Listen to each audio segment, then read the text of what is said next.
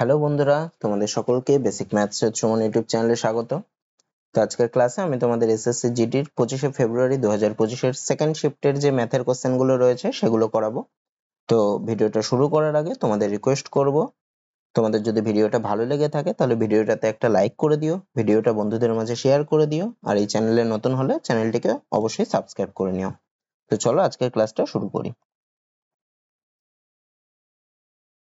আচ্ছা, দেখো কি বলছে। মুকুন্দের দুইজন নাতির নাম শচীন এবং চেতন। 13 বছর বয়সের শচীন মুকুন্দের কাছ থেকে কিছু অর্থ পাবে এবং 14 বছর বয়সের চেতন বাকি অর্থ পাবে, কিন্তু শচীন এবং চেতন সেই টাকাটা 23 বছর বয়স হলে তখন পাবে। ততদিন পর্যন্ত সেই টাকাটা কি হবে? ব্যাংকে বার্ষিক 10% চক্রবৃদ্ধি সুদের হারে জমা থাকবে। যখন তারা দুজনেই 23 বছর বয়সের হবে তখন তারা সমপরিমাণ অর্থ ব্যাংক থেকে পাবে। তাহলে মুকুন্দ চেতনকে কত টাকা দিয়েছিল যদি মুকুন্দের কাছে মোট এত। আচ্ছা, তাহলে মুকুন্দের কাছে মোট কত টাকা আছে? 25,200 টাকা আছে। এই টাকাটা দুজনকে দেবে। কাকে কাকে? শচীনকে দেবে আর চেতনকে দেবে। শচীনের বয়স কত? শচীনের বয়স হচ্ছে 13 বছর। আর চেতনের বয়স কত? চেতনের বয়স হচ্ছে 14 বছর। তা এই টাকাটা তারা এখন কোথায় হবে? এই টাকাটা তারা ব্যাংকে রাখবে 10% চক্রবৃদ্ধি সুদের হারে। কত বছরের জন্য রাখবে? দেখো, শচীনের বয়স হচ্ছে 13 বছর, ও টাকা পাবে 23 বছর হলে, মানে শচীনের টাকা খাটবে কত বছর? শচীনের টাকা খাটবে হচ্ছে 10 বছর। আর আরেকজনকে চেতন, চেতনের টাকা কত বছর খাটবে? চেতনের বয়স এখন 14 বছর, ও 23 বছর হলে পাবে। তার মানে ওর টাকাটা খাটবে 9 বছর। আর কি বলেছে? যে তারা যখন দুজনেই 23 বছর হবে তখন তারা সমপরিমাণ অর্থ ব্যাংক থেকে পাবে, মানে তারা যে সুদাসলটা পাবে সেটা সমান হবে। তার মানে শচীনের 10 বছরের সুদাসল আর চেতনের 9 বছরের সুদাসল সমান হবে। তাহলে দেখো, শচীনের টাকা বেশি বছর খাটছে, চেতনের টাকা কম বছর খাটছে, কিন্তু আর দুজনেই সমান সুদাসল পাচ্ছে। তাহলে চেতনকে নিশ্চয়ই একটু বেশি টাকা দিয়েছিল আর শচীনকে নিশ্চয়ই একটু কম টাকা দিয়েছিল মুকুন্দ। এর থেকে আমরা এটাই বুঝতে পারি। আচ্ছা, সুদের হার কত বলেছে? 10%। আর এদের এই যে সময়ের ব্যবধানটা কত? 1 বছর। তো সময়ের ব্যবধানটা যদি 1 বছর হয় সেক্ষেত্রে আমরা একটা ফর্মুলায় ফেলতে পারি। কি দেখি, সুদের হার 10%, তাহলে 10% সুদ মানে আমি কি লিখতে পারি? 1/10। তার মানে কি? মানে 10 টাকায় সুদ হচ্ছে 1 টাকা দেয়। তার মানে সুদাসল কত হবে 1 বছরের ক্ষেত্রে এটা। তার মানে সুদাসল বাই সুদ যদি করি, সুদাসল বাই আসল, হ্যাঁ, আসল যদি করি তাহলে কত হবে? সুদাসল হবে 11/10। তা এক্ষেত্রে সুদাসলটা হবে হচ্ছে তোমার চেতনের অর্থ, যেহেতু চেতন বেশি টাকা পেয়েছিল 1 বছরের ক্ষেত্রে বলে, আর শচীনের অর্থ হবে 10টা, মানে চেতন বাই শচীনের টাকার পরিমাণ আমি যদি বের করি এটা হবে 11/10। কেন 11/10 হলো? কারণ দেখো, এদের সময়ের ব্যবধান হচ্ছে 1 বছর। 10 বছর আর 9 বছর করে খাটতো, মানে ব্যবধানটা 1 বছর। তাই এখানে 11/10 যেটা হচ্ছে সেটাই, চেতন যদি 11 টাকা পায় তার মানে শচীন পাবে হচ্ছে 10 টাকা। বোঝা গেল? তা এইখান থেকে এইটা আমরা বুঝতে পারি। যদি 2 বছর হতো ব্যবধান তাহলে কি করতাম? চেতন আর শচীনের অর্থের অনুপাতটা হতো এদের স্কোয়ার করে দিতাম। যদি 3 বছর হতো ব্যবধানটা তাহলে এর কিউব করতে হতো। এইভাবে করি। তার মানে চেতন যদি 11 টাকা পায় শচীন পাবে হচ্ছে 10 টাকা। তাহলে দুজন মিলে মোট কত পাচ্ছে? 11 আর 10 মিলে হয় কত? 21 টাকা। তাহলে 21 টাকাটা কার সাথে সমান হচ্ছে? এখানে বলেছে দুজন মিলে মোট আছে দেখো 25,200 টাকা। তাহলে 21 টাকাটা হচ্ছে 25,200 টাকার সাথে সমান। আমাকে কার কার টাকাটা বের করতে বলেছে? চেতনের টাকাটা। এখানে চেতনের ভাগে কত দেখো? এই যে 11 টাকাটা। তার মানে 21 যদি 25,200 সাথে সমান হয়, 1 তাহলে কতর সাথে সমান হবে?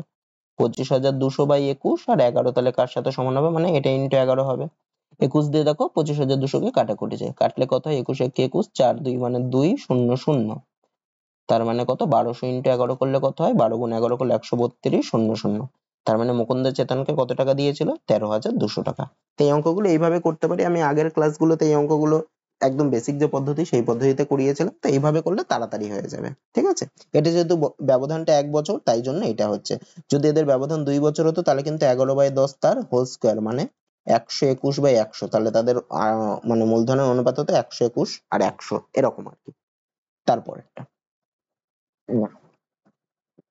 আচ্ছা দেখো কি বলছে। 8 দিনে একটি কাজ শেষ করতে 10 জন পুরুষ অথবা 15 জন মহিলা লাগে।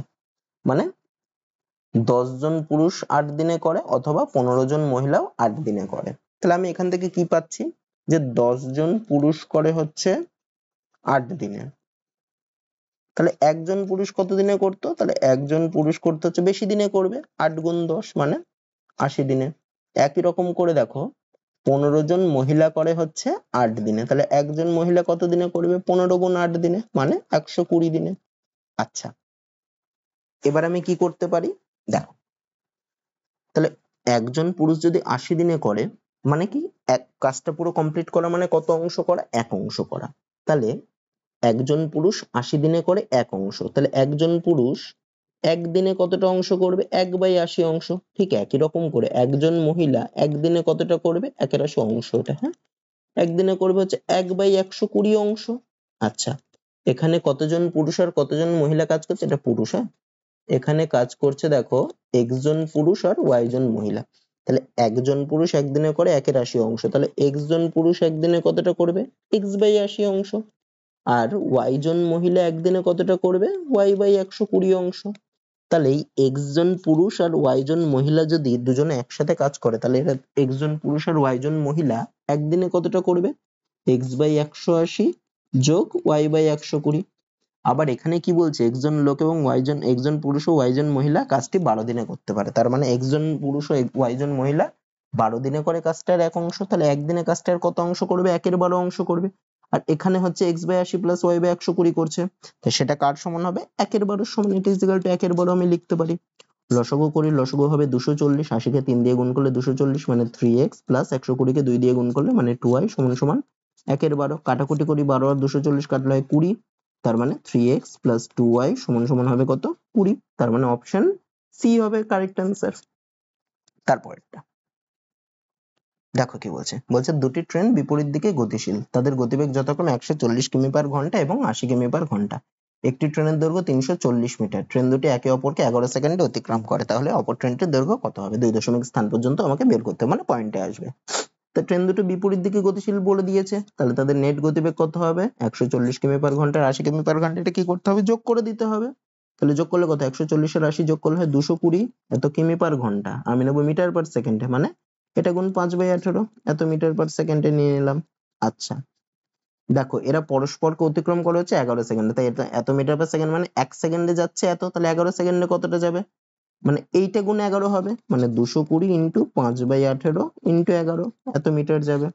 আচ্ছা, এটা একটু কাটাকুটি করে বের করতে হবে। 2 দিয়ে কাটলে হয় 9, এখানে কাটলে হয় 110, মানে কত হচ্ছে? 55 গুণ 110/9। 55 গুণ 110 করলে কত হবে? 550 আর 55 মানে 605, মানে 6050/9 ভাগ করি, পয়েন্টে নিয়ে আসি 6050।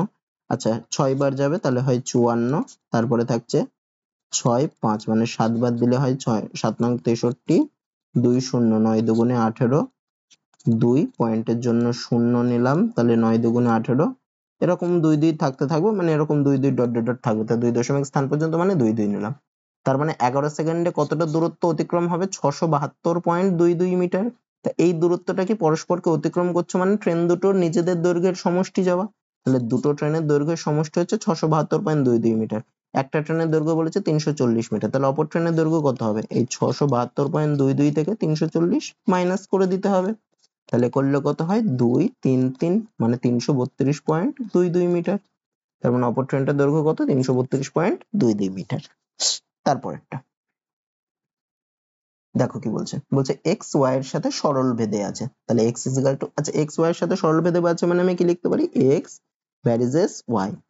আর যদি বলতো ব্যস্ত ভেদে আছে তাহলে কি লিখতাম? x varies as 1/y। তাহলে ভ্যারিজেস তুলতে গেলে আমাকে কি করতে হয়? একটা ধ্রুবক দিয়ে গুণ করতে হয়, আর ওটা ইজ ইকুয়াল টু হয়ে যায়, তাহলে x ইজ ইকুয়াল টু কি হবে? আমি k দিয়ে গুণ করি, ky। আচ্ছা, আমাকে কি বলেছে? x is equal to 3 হলে y is equal to 5, তার মানে x এর জায়গায় যদি 3 বসাই তাহলে সমান সমান k ইন্টু 5 হবে। এখান থেকে আমি k এর মানটা বের করব, তাহলে 3/5 is equal to k, তার মানে k এর মান বের হলো কত? 3/5।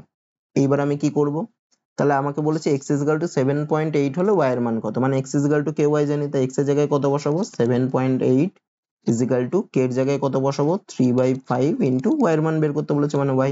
তাহলে 5টাকে বাঁ পাশে আনলে 7.8 ইন্টু 5 আর 3টা নিচে চলে আসে, সমান সমান হচ্ছে y। পয়েন্টটাকে তুলে দিলাম, তাহলে নিচে গুণ 10, 5 দিয়ে 10 কে কাটলে হয় 2, 2 দিয়ে 78 কে কাটলে হয় 39, 3 দিয়ে 39 কে কাটলে হয় 13, তার মানে y এর মান কত বেরোলো? সমান সমান 13। তার মানে অপশন ডি হবে। তারপরেরটা কি বলছে দেখো? বলছে একজন বিক্রেতা প্রতিটি জামা 375 টাকা দরে 120টি জামা কিনেছে এবং তাদেরকে মোট 48,600 টাকায় বিক্রি করেছে। মানে একটা জামা কিনেছে 375 টাকায়, এরকম 120টি জামা কিনেছে, আর তাদের মোট বিক্রয় মূল্য বলেছে 48,600, মানে 120টি জামার বিক্রয় মূল্য হচ্ছে 48,600। তাহলে একটার বিক্রয় মূল্য কত হবে? 48,600 ডিভাইডেড বাই 120। শূন্য শূন্য কাটি, আর এটাকে 4 দিয়ে 12 দিয়ে কাটলে হয় 4 12 48, তারপর একটা শূন্য, 5 12 60, মানে 405 টাকা। জামা কিনেছে 375 টাকা দিয়ে, একটা জামা বেচেছে 405 টাকা দিয়ে, তাহলে লাভ হয়েছে না ক্ষতি হয়েছে? বেশি দামে বিক্রি করেছে মানে লাভ হয়েছে। কত টাকা লাভ হয়েছে? বিক্রয় মূল্য থেকে ক্রয় মূল্য বাদ দেবো, মানে 405 থেকে 375 বাদ দিলে হয় কত? 30 টাকা। কতর মধ্যে লাভ হয়েছে? ক্রয় মূল্য যত তত, মানে 30 ডিভাইডেড বাই 375, এত পার্সেন্ট ইন্টু 100, এত পার্সেন্ট। আচ্ছা, 375 এর 100 কে 25 দিয়ে কাটাকুটি করি, তাহলে 25 দিয়ে কাটলে 1, আর 125 মানে 5, এখানে হবে 4।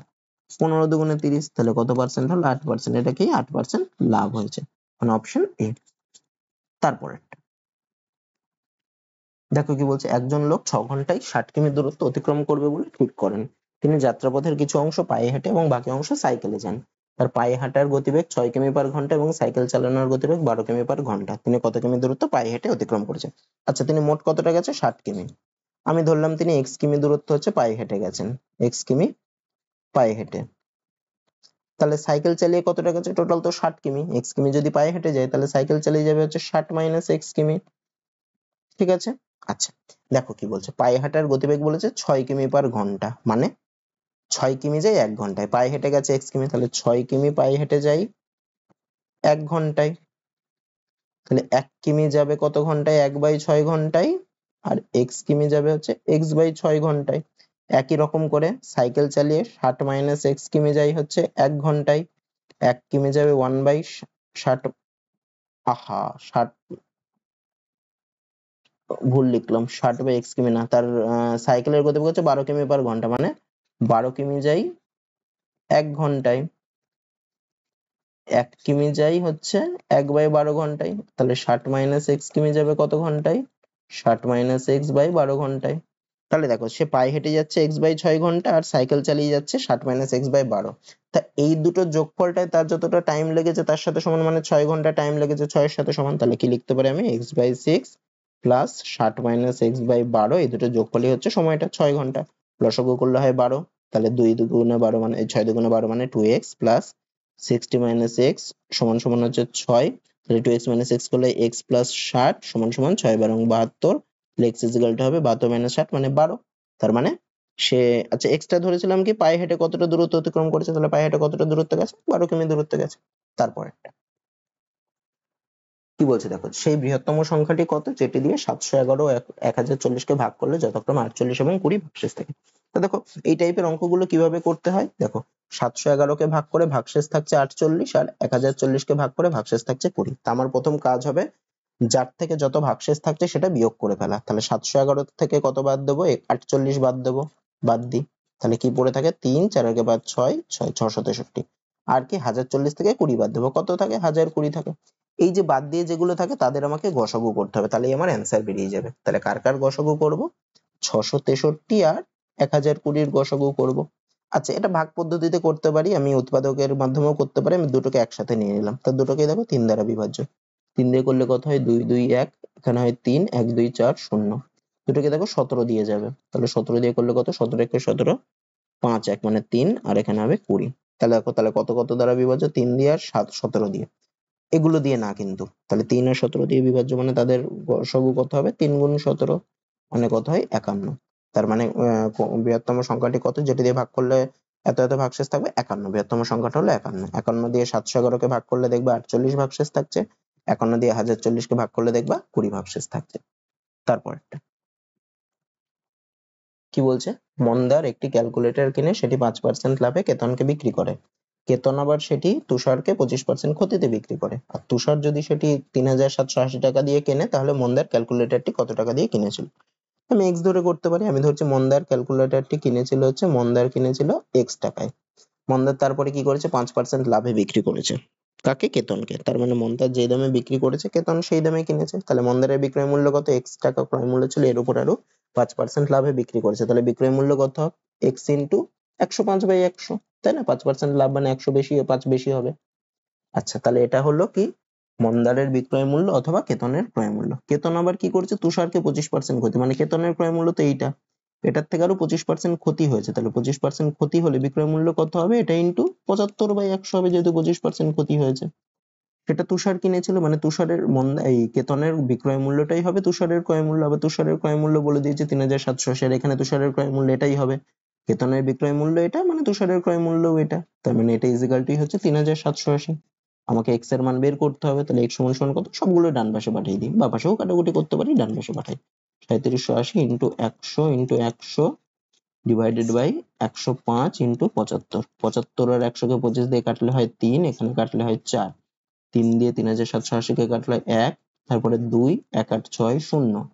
আচ্ছা 105 দিয়ে 1260 কে কাটি, 5 দিয়ে কাটলে হয় 21, এখানে হয় 5 দুগুণে 10, 2 6 5, 102।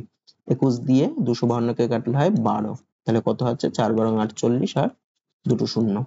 তাহলে মন্দার ক্যালকুলেটরটি কত দামে কিনেছিল, 4800 টাকা দিয়ে। তারপরে কি বলছে দেখো, পেট্রোলের দাম লিটার প্রতি 40% বৃদ্ধি পেয়েছে, তাহলে খরচ 12% বৃদ্ধি করতে হলে পেট্রোলের ব্যবহার কত শতাংশ কমাতে হবে। আমি ধরছি আগে পেট্রোলের দাম ছিল 100, 40% বৃদ্ধি পেয়েছে, তাহলে এখন দাম কত হবে, আগে 100 হলে 40 টাকা বেড়েছে, তাহলে এখন হবে 140। আচ্ছা খরচ বলছে 12% বৃদ্ধি করবে, তার আগে দাম ছিল 100, মানে খরচও করতো 100, কিন্তু খরচ এখন 12% বৃদ্ধি করবে, মানে এখন খরচ করবে কত, 112। কিন্তু এখন দাম তো 140, ও খরচ করতে চাচ্ছে 112, তার মানে কি ব্যবহার কমাবে। কতটা ব্যবহার কমাবে, 140 থেকে 112 বাদ দিলে যত হয় ততটা ব্যবহার কমাবে। কতটা, মানে হবে 28 ব্যবহার কমাবে। কতর মধ্যে, 140 এর মধ্যে, তাই না, কারণ এখন তো 140, তার মধ্যে 28 কমাতে হবে। তাহলে কত শতাংশ কমাতে হবে, যতটা কমাতে হবে, মানে 28 ডিভাইডেড বাই যতর মধ্যে, মানে 140 এর মধ্যে, ইন্টু 100 এত পার্সেন্ট, পার্সেন্টেজে আনতে হবে, মানে ইন্টু 100 এত পার্সেন্ট। আচ্ছা এই শূন্য কেটে গেল, 14 দুগুণে হয় 28, তাহলে 10 দুগুণে 20%, তাহলে ব্যবহার কতটা কমাতে হবে, 20%, অপশন ডি। তারপরেরটা দেখো কি বলছে, বলছে 10টা দ্রব্য কিনলে 6টা দ্রব্য বিনামূল্যে পাওয়া যায়, তাহলে ছাড়ের হার কত শতাংশ। এটা মানে হচ্ছে বাই 10 গেট 6 ফ্রি, এরম টাইপের আর কি। তাহলে 10টা কিনলে 6টা বিনামূল্যে পাওয়া যায়, তার মানে দেখো ও 6টা ফ্রিতে দিচ্ছে, কিন্তু কটা বিক্রি করছে, টোটাল হচ্ছে 16টা বিক্রি করছে। 10টার সাথে 6টা ফ্রি মানে কি, ও তো 10টা দিচ্ছে না, তার মধ্যে থেকে 6টা ফ্রি দিচ্ছে না, ও টোটাল 16টার মধ্যে থেকে 6টা ফ্রি দিচ্ছে। তার মানে ছাড়ের হার কত হবে, যতগুলো ফ্রি দিচ্ছে মানে 6টা ডিভাইডেড বাই যতগুলোর মধ্যে, কতগুলোর মধ্যে 6টা দিচ্ছে, 16টার মধ্যে, 6টার মধ্যে কিন্তু, এই 10টার মধ্যে কিন্তু না, 16টা নিলে তবে 6টা ফ্রি দিচ্ছে, তাহলে 6 ডিভাইডেড বাই 16, এর পার্সেন্টেজ বের করতে হবে, মানে ইন্টু 100 এত পার্সেন্ট। আচ্ছা 6 আর 16 কে যদি 2 দিয়ে কাটি হয় 3, এখানে হয় 8, 8 আর 100 কে 4 দিয়ে কাটলে হয় 2, আর এখানে হবে 25, মানে 3 25 75 বাই 2, মানে হবে 37.5%। তার মানে অপশন সি হবে। তারপরেরটা, আচ্ছা এটা সরল অঙ্ক দিয়েছে, সরল অঙ্ক আগে কার কাজ হয়, আগে ভাগের কাজটা করব। তার মানে এই পুরোটার কাজ আগে করব। এখানে দেখো দুটোই মাইনাস, মাইনাস মাইনাস গুণ করলে প্লাস হয়ে যায়, তো আমি কেটে দিলাম।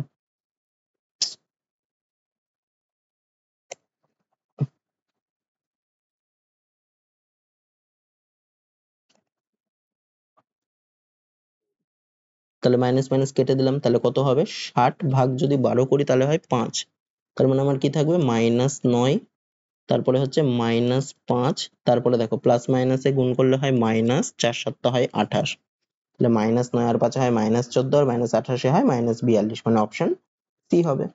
তারপরেরটা দেখো কি বলছে, এটাও একটা সরল অঙ্ক দিয়েছে, তাহলে কত, আগে ফার্স্ট ব্র্যাকেটের কাজ করব। ফার্স্ট ব্র্যাকেট দেখো এখানে আছে, 7 - 4 করলে হয় 3, 3 এর সাথে 2 গুণ করলে হয় 3 দুগুণে 6, আবার এই 3 গুণ করলে হয় 18, তাহলে দেখো এখানে 18, এখানেও আসছে দেখো 18, তাহলে 18 - 18 করলে, মানে এই, আহা 18 - 18 করলে এই পুরোটা চলে আসছে আমার 0, তাহলে 0-র পরে আমার দেখো ভাগ 50, তো 0 ভাগ 50 করলেও 0, মানে এইটুকু আমার পুরোটা 0 চলে আসছে। এই এই এইখান থেকে এতটুকু আমার 0 আসছে। তারপরে দেখো 2 * 0 করলেও 0, মানে এইটুকু পুরোটা 0, তাহলে বাকি থাকছে কত, 66 - 2 * 10, 2 * 10 মানে 20, তাহলে 66 - 20 করলে কত হয়, 46 হয়, তার মানে অপশন ডি হবে। তারপরেরটা দেখো কি বলছে, বলছে 12:13, 7:8, 9:10 ও 5:6 অনুপাতগুলির মধ্যে কোন অনুপাতটি 0.9 এর থেকে বড় কিন্তু 0.95 এর থেকে ছোট। আচ্ছা দেখো, আমি যদি এই 9/9:10 মানে কত, 9/10, এটা করলে কত হয় 0.9। তো দেখো 7 আর অন্য অনুপাত গুলো দিয়েছে, একটা 12:13। দেখো 9:10 এর থেকে কিন্তু 12:13টা বড়, জানি আমরা, কারণ এদের তফাৎ 1। তাহলে তফাৎ যদি 1 হয়, তাহলে যার প্রথমেরটা বড় থাকে সেই অনুপাতটাই বড় হয়। প্রত্যেকের দেখো তফাৎ 1। 5 থেকে 6 তফাৎ 1, 7 থেকে 8 তফাৎ 1, 9 থেকে 10 তফাৎ 1, 12 থেকে 13 তফাৎ 1। তাহলে এদের মধ্যে সব থেকে বড় অনুপাত কোনটা? এদের মধ্যে সব থেকে বড় অনুপাত হবে 12/13। তারপরে কে? তারপরে 9:10, তারপরে 7:8, 5:6। তো 9:10 মানে কত হচ্ছে 0.9, তার মানে 7:8টা তো 0.9 এর থেকে নিশ্চয়ই ছোট হবে। তার মানে 0.9 এর থেকে বড়, 0.95 এর থেকে ছোট তো হবে না 7:8, কেটে দিলাম। 5:6ও হবে না।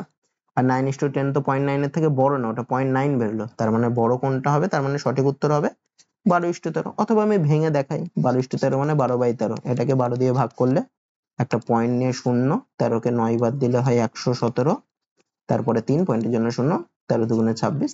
এভাবেও মানে আমি দেখে নিলাম এইটা, তারপরে এইভাবে করতে পারি। তো এখানে যেহেতু আমি জানি এক তফাৎ হলো এটা, তাহলে আমরা এটা বসিয়ে দিতে পারি একবারে। তারপরেরটা কি বলছে দেখো, অমিত 5,400 টাকা এবং গোপাল 10,200 টাকা একই বার্ষিক সরল সুদের হারে জমা রাখে। যদি 4 বছর পর গোপাল অমিতের থেকে সুদ বাবদ 960 টাকা বেশি পায়। তা গোপাল কেন বেশি টাকা পাচ্ছে? কারণ গোপাল বেশি টাকা রেখেছে। কত টাকা বেশি রেখেছে? অমিত রেখেছে দেখো 540 টাকা। প্রবলেম হচ্ছে। অমিত রেখেছে দেখো 5,400 টাকা, গোপাল রেখেছে 10,200 টাকা। আরে কি হচ্ছে, গোপাল রেখেছে দেখো 10,200 টাকা। তাহলে গোপাল কত টাকা বেশি রেখেছে অমিতের থেকে? 10,200 মাইনাস 5,400। তাহলে কত হয়? 0,0,8, 5,6, 4,800 টাকা বেশি রেখেছে। তাই যে গোপাল যে 960 টাকাটা বেশি পাচ্ছে, এটা কার জন্য পাচ্ছে? এই যে 4,800 টাকাটা বেশি রেখেছে তার জন্য। তার মানে এই 4,800 টাকাটা 4 বছরের যে সুদ, সেটাই হচ্ছে 960 টাকাটা। তাহলে আমি পিটিআর বাই 100 করতে পারি, অথবা আমি দেখেই বুঝতে পারছি এটা 5% হবে। আমি সুদের হার 8% ধরলাম বোঝার সুবিধার জন্য, পিটিআর বাই 100 করেই বের করছি। তাহলে 4800 ইন্টু পি ইন্টু টি, টি মানে কত 4 বছর, ইন্টু 4 ইন্টু আর এর মান 8 ধরেছে, বাই 100 সমান সমান হচ্ছে 960। কারণ দেখো 48 এর 5% করলে 960, সেখান থেকে আমি একবারেও বের করতে পারি।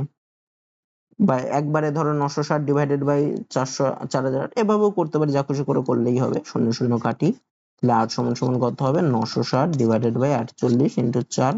48 কে 20 দিয়ে গুণ করলে এটা হবে 4 5 20। তাহলে আর এর মান কত বেরোলো? 5 বেরোলো, মানে 5%, অপশন সি। তারপরেরটা কি বলছে দেখো, অশোকের কাছে 1612 টাকা আছে, সেই টাকা তার পুত্র রাজ এবং বরুণকে বার্ষিক 8% চক্রবৃদ্ধি সুদের হারে ব্যাংকে জমা রাখতে বলে। দেখা যায় যে রাজ এবং বরুণ যথাক্রমে 16 এবং 17 বছর পর সমপরিমাণ অর্থ পাবে। তাহলে অশোক রাজকে কত টাকা দিয়েছে? এটা দেখো ঠিক সেম এই যে প্রথম যে অঙ্কটা করালাম সেই অঙ্কটার মতো। তাহলে এটা দেখো আরেকটু বুঝতে সুবিধা হবে, দুটো অঙ্ক দিয়েছে এই শিফটে। দেখো তাহলে টোটাল আছে 1612 টাকা। কাকে কাকে দিয়েছে? রাজ ও বরুণকে। তাহলে রাজ আর বরুণ 16 এবং 17 বছর পর সমপরিমাণ অর্থ। তার মানে রাজের টাকা খাটে হচ্ছে 16 বছর, বরুণের টাকা খাটে হচ্ছে 17 বছর। তাহলে আর 17 বছর পরে তারা সমপরিমাণ অর্থ পায়, মানে সুদ-আসলটা সমান পায়। তাহলে কাকে বেশি টাকা দিয়েছে? রাজের টাকা তো কম বছর খাটছে আর বরুণের টাকা বেশি বছর খাটছে, তাহলে নিশ্চয়ই রাজকে বেশি টাকা দিয়েছে। আচ্ছা, তাহলে আমি জেনে গেলাম। আর এদের পার্থক্য দেখো, বছরের পার্থক্য 1 বছর। তাহলে দেখো চক্রবৃদ্ধি সুদটা কত দিয়েছে? 8%। 8% মানে হচ্ছে 8/100, কাটাকুটি 4 দিয়ে করলে হয় 2/25, মানে 25 টাকায় সুদ দেয় হচ্ছে 2 টাকা। তার মানে সুদ আসল 1 বছরের ক্ষেত্রে সুদ আসল বাই সুদ হচ্ছে 27/25, তাই না? 2 টাকা সুদ মানে সুদ আসল কত? 27। তাহলে এক্ষেত্রে দেখো কার টাকা বেশি হবে? রাজের টাকা বেশি, বরুণের টাকা কম। তাহলে রাজের টাকা বাই বরুণের টাকা কত হবে আমার? 27/25, মানে রাজ 27 টাকা পেলে বরুণ পাবে 25 টাকা। তার দুজনে মিলে মোট কত পাবে? 27 যোগ 25 মানে 52 টাকা পাবে। তাহলে এই 52 টাকাটা কার সাথে সমান? দুজন মিলে এই যে 1612, তাহলে 52 টাকাটা সমান হচ্ছে 1612 টাকার। আমাকে বের করতে হবে রাজকে কত টাকা দিয়েছে। তা রাজকে কত টাকা দিয়েছে? 27 টাকা। তাহলে 52 যদি 1612 সাথে সমান হয় 1, তাহলে 1612 ডিভাইডেড বাই 52 এর সাথে সমান। তাহলে 27 কতর সাথে সমান হবে? 27 সমান হবে তাহলে 1612 ইন্টু 27 ডিভাইডেড বাই 52। আচ্ছা, 52 আর 27 কে যদি 3 দিয়ে কাটি, 4 না যাবে না। আমি যদি 4 দিয়ে কাটি তাহলে 4 তেরং 52, আর 1612 কে কাটলে হয় 4 0 3। এটাকে আবার 13 দিয়ে কাটা যায়, তাহলে 3 তেরং 39, 1 মানে 31 গুণ 27। 31 গুণ 27 করলে কত হয়? 7 একে 7, 3 7 21 গুণ 2 একে 2, 3 একে 3 মানে 7, 2 একে 3, 3 দিয়ে 5, 500। আচ্ছা 537 ঠিক করলাম কি? ও 3 দুগুণে তো 6, 3 লিখেছি, তাহলে 7 3 6 2 8 মানে 837 টাকা। তার মানে অপশন সি হবে। তারপরে কি বলছে দেখো, ক্লাস 9 এ 3টি বিভাগে যথাক্রমে 30 35 30 45 এবং 50 জন ছাত্র আছে এবং তাদের গড় নম্বর 80 75 ও 90। 30 জনের গড় নম্বর হচ্ছে 80, তাহলে 30 জনের নম্বরের সমষ্টি কত? 30 গুণ 80। আচ্ছা, 45 জনের নম্বরের গড় হচ্ছে 75, তাহলে 45 জনের নম্বরের সমষ্টি কত? 45 × 75। তারপরে 50 জনের নম্বরের গড় হচ্ছে 90, তাহলে 50 জনের নম্বরের সমষ্টি কত? 50 × 90। তাহলে টোটাল নাম্বারের সমষ্টি কত হলো? টোটাল নাম্বারের সমষ্টি 30 গুণ 80 করলে হয় 2400। আচ্ছা, 45 গুণ 75, এটা ভেঙে নি। হ্যাঁ, 45 গুণ 75 করলে 5 5 25 5 হাতে 2, 4 5 করে দিয়ে 22 গুণ 5 7 25 5 হাতে 3, 4 7 28 3 31, 5 7 3 3 মানে 3375। আর 50 গুণ 90 মানে 5 9 45 0 0। এবার এদের সব যোগ করতে হবে, মানে 5 7 5 আর 3 8 4 12 2 হাতে 1 4 5 আর 3 8 দিয়ে 10। তার মানে টোটাল কতজন ছাত্র হলো? 30 আর 45 75 আর 50 125। তাহলে 125 জনের নাম্বারের টোটাল নাম্বার হচ্ছে এইটা। তাহলে সকল ছাত্রদের গড় কত? Total number divided by total ছাত্র, মানে 10,275 ডিভাইডেড বাই 125। আচ্ছা, 25 দিয়ে কাটাকুটি করি, 25 দিয়ে কাটলে হয় 5, এখানে হবে 4 25 সঙ্গে 100, তারপরে 2 7 মানে একবার যাবে, তো 2 5 মানে একবার যাবে। আচ্ছা, 411 বাই 5 এটাকে তো যাবে না, তাহলে 411 কে ভাগ করি 5 দিয়ে, 8 বার দিলে হয় 40, তারপরে 1 1 2 বার দিলে হয় 10, তারপরে 1 পয়েন্টের জন্য 0 মানে 2 বার যাবে, 10 হবে। তাহলে কত হবে? 82.2, মানে অপশন এ হবে। তারপরেরটা কি বলেছে দেখো, 12 সেমি এবং 12 সেমি বাই 14 সেমি বাই 8 সেমি মাপের একটি বক্স বানাতে যে কার্ডবোর্ড লাগবে তার ক্ষেত্রফল কত? দেখো, বক্স মানে কি? বক্স বানাচ্ছে মানে ওটা একটা আয়তঘন বা সমকোণী চৌবল। কার্ডবোর্ড লাগছে মানে চারিদিক দিয়ে বানাচ্ছে, তার মানে ওর সমগ্র তলের ক্ষেত্রফলটা বের করতে হবে। তা আয়তঘন সমগ্র তলের ক্ষেত্রফলের ফর্মুলা কি? আয়তঘনর সমগ্র তলের ক্ষেত্রফল সমান সমান আমরা কি জানি? সমান সমান হচ্ছে 2 ইন্টু দৈর্ঘ্য ইন্টু প্রস্থ প্লাস প্রস্থ ইন্টু উচ্চতা প্লাস দৈর্ঘ্য ইন্টু উচ্চতা। এটা হচ্ছে ফর্মুলা। তাই এই ফর্মুলায় ফেলে দিই, মানে দৈর্ঘ্য যদি 12 ধরি, প্রস্থ যদি 14 ধরি, আর উচ্চতা যদি 8 ধরি, তাহলে এই ফর্মুলা। তাহলে সমান 2 ইন্টু দৈর্ঘ্য গুণ প্রস্থ মানে 12 গুণ 14 ধরি, যোগ প্রস্থ গুণ উচ্চতা মানে 14 গুণ 8 ধরি, যোগ দৈর্ঘ্য গুণ উচ্চতা মানে 12 গুণ 8 ধরি। এত বর্গ সেমি। হ্যাঁ, সবগুলো সেমিতে রয়েছে, আর ক্ষেত্রফল হয় বর্গ হয়, এত বর্গ সেমি।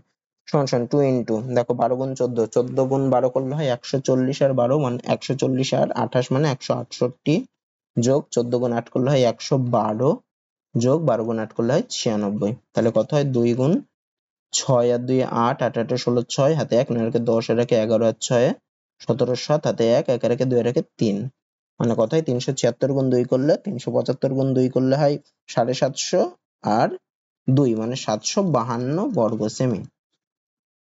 তার মানে অপশন হবে অপশন বি, তার ক্ষেত্রফল হবে 752 বর্গ সেমি। তারপরেরটা কি বলছে দেখো, x এর 4% = 120 হলে x এর মান কত? একদম সোজা অঙ্ক, x গুণ 4 বাই 100 সমান সমান 120। তাহলে x সমান সমান কত? বা একবার 100 ডান পাশে পাঠিয়ে দিতে পারো, কোনো অসুবিধা নেই। বাই 4, 4 দিয়ে 120 কে কাটলে হয় 30, মানে 3 এর পরে 3টে শূন্য, অপশন সি। তারপরেরটা কি বলছে দেখো, এটা একটা একদম সোজা অঙ্ক, সরল অঙ্ক। দেখো অনেকগুলো কিন্তু সরল দিচ্ছে, 3টে 4টে করে সরল অঙ্ক দিচ্ছে প্রত্যেক শিফটে। কিন্তু আগে ভাগের কাজ করব, 32 ভাগ 8 করলে কত হয়? 4 হয়। তাহলে 4 গুণ 3 মাইনাস 2 গুণ 3, 4 গুণ 3 মানে 12 মাইনাস 3 গুণ 2 মানে 6, 12 থেকে 6 বাদ দিলে হয় 6, মানে অপশন এ হবে। তারপরেরটা কি বলছে দেখো, অক্ষয়, অতুল ও বাবনের গড় ওজন 46 কেজি। তাহলে এদের সমষ্টি কত হবে? মানে অক্ষয় প্লাস অতুল প্লাস বাবন, এদের তিনজনের বয়সের সমষ্টি কত? 52। সমষ্টি হচ্ছে 46 গুণ 3, মানে হচ্ছে 138 কেজি। আবার কি বলেছে? অক্ষয় আর অতুলের গড় ওজন 39। তাহলে অক্ষয় প্লাস অতুল এটা কত? এটা বলেছে এদের সমষ্টি হচ্ছে, তাহলে কত হবে? 39। যদি গড় হয় সমষ্টি তাহলে কত হবে? 39 গুণ 2 দুজনার, তো মানে হবে 78। দেখো এদের তিনজনের থেকে যদি অক্ষয় আর অতুলের ওজন বাদ দিই, তাহলে কার পড়ে থাকে? বাবনের পড়ে থাকে। মানে বাবনের ওজন তাহলে কত হবে? তিনজনের ওজন 138, তার থেকে 78 কে বিয়োগ করতে হবে, মানে কত হয়? 60 হয়। তাহলে বাবনের ওজন কত পেলাম? সমান সমান 60 কেজি। আবার পরেরটা কি বলেছে দেখো, অতুল আর বাবনের গড় ওজন 46, মানে অতুল প্লাস বাবন এদের ওজনের সমষ্টি কত হবে? 46 গুণ 2 মানে 92। তার মধ্যে বাবনের ওজন 60, তাহলে এদের দুজনের থেকে যদি বাবনের ওজন মানে 60 বাদ দিয়ে দিই, তবে খালি অতুলের ওজন পড়ে থাকে। মানে অতুলের ওজন কত হবে? অতুল সমান সমান হবে হচ্ছে 92 থেকে 60 বাদ দিলে 32, তাহলে অতুলের ওজন কত? 32 কেজি, অপশন এ। তো আজকের ক্লাসে এই 20টা অঙ্কই ছিল। তো আজকের ক্লাসটা এত দূরই থাকছে।